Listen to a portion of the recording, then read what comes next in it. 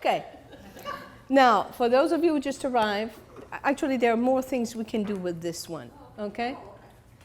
So when you look at the first drawing up there, it's a man's face, and the last one, oh, it's in French?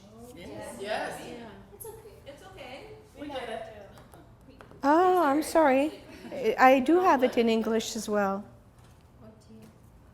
Oh God, this one is in German. Would you say I left a little bit too quickly home, you know? Still, you can get it. So, yes, therefore, when we try to look at the difference between each little ones, it's almost imperceptible, impossible to see. But nevertheless, we make tiny little changes and we bring a total metamorphosis. For us as EMI practitioner, this is what we need to do between each eye movements. We need to, you know, following Pam's question this morning, what do we do when the client says there's nothing? There's nothing. Well, sometimes there's a tiny little bit of changes. And if we think that nothing happens because we did not look carefully enough to see the tiny little change, then we ruin the process because we bring the client somewhere else, while the process was completely fine where it was. So just make sure you notice these little changes. I find this very beautiful with children or with whatever project you have. You know, like, let's say you are working, right? Think of a project that you all have. Okay, let's do just a little exercise outside of EMI. So let's think of a project that you have right now in your life.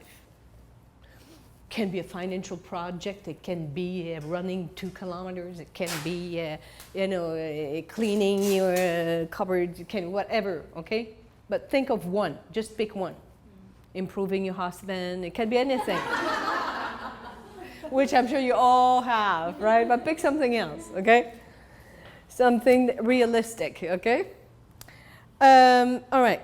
Now, when you think of that project, where would you say you are? Are you at the beginning, at the end, in the middle? Where would you say you are in regards to that specific project that you have in mind? Are you at the beginning? Are you at the end? Where are you? How many of you can answer that question?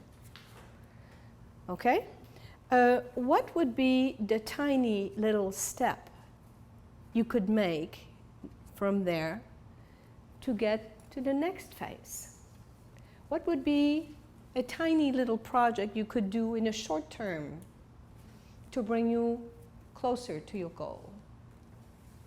What would be this tiny little step that you could make? How many of you can answer that?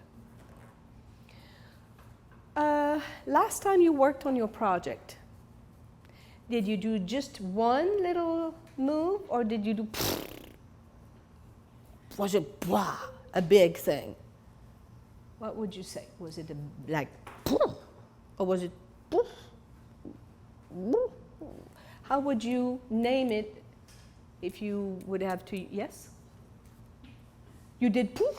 Whoa, whoa, whoa, whoa. She's a serious girl.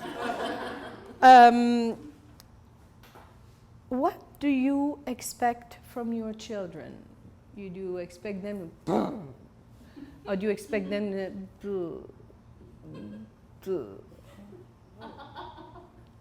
You can answer that in your mind. And even from people around us, a partner or a boss or colleagues, we want to get it, you know, to the end.